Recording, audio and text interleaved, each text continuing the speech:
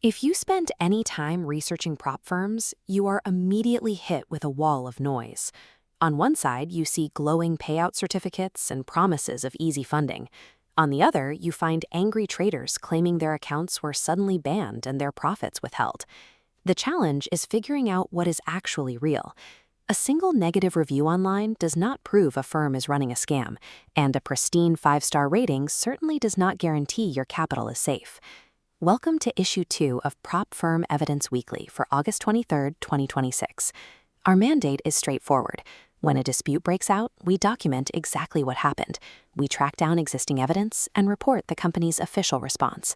We do not automatically assume wrongdoing on anyone's part. Instead, we monitor these public signals, the complaints, the warnings, and the resolutions, so you understand the environment before you risk your own money.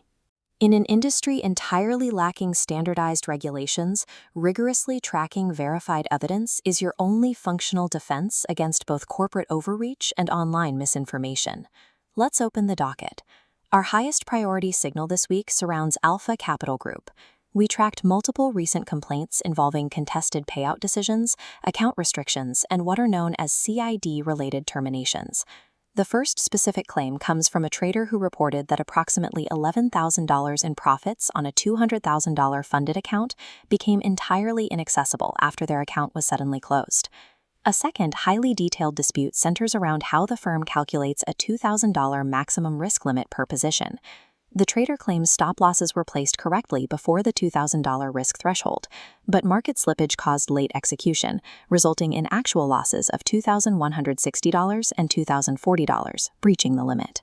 Consequently, the trader alleges the firm removed $8,220 from the account. To be completely clear about what we do not know, we have not reviewed the trader's internal history, Alpha's internal risk assessments, or the final account agreements tied to these users. So we have formal, open questions for Alpha Capital Group. How exactly is maximum risk calculated when market slippage causes an execution beyond a registered stop loss?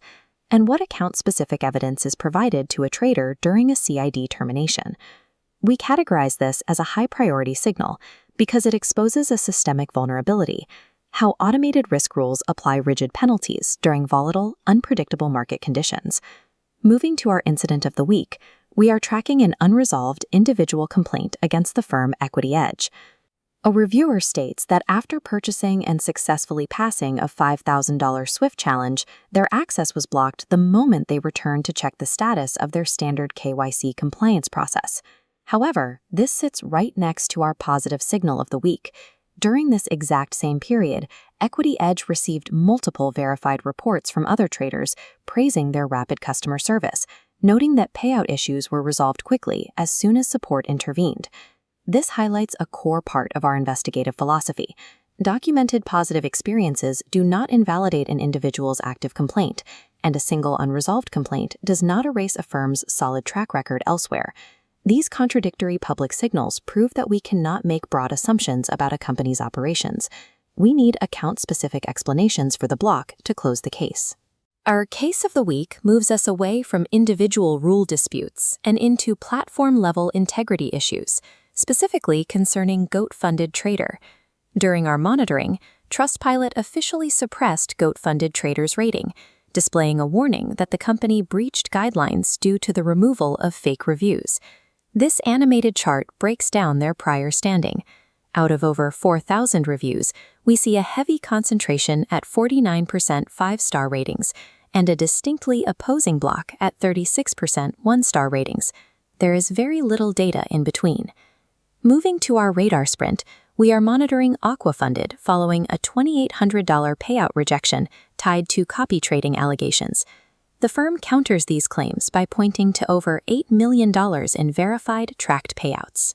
Next, Apex Trader Funding is currently under observation over disputes regarding their 30-day inactivity rule and trader friction when transitioning into their live programs. And Top 1 Trader is under policy monitoring due to user concerns over their 20% consistency rule and the requirement that certain trades must be held for a minimum of 5 minutes. While individual policy disputes require a close look at specific account data, A platform-confirmed warning about review manipulation alters the baseline trust required to evaluate a prop firm in the first place. Looking at the entire docket, this week's evidence shows that automated slippage enforcement, KYC friction, and public review integrity are the dominant battlegrounds between traders and prop firms.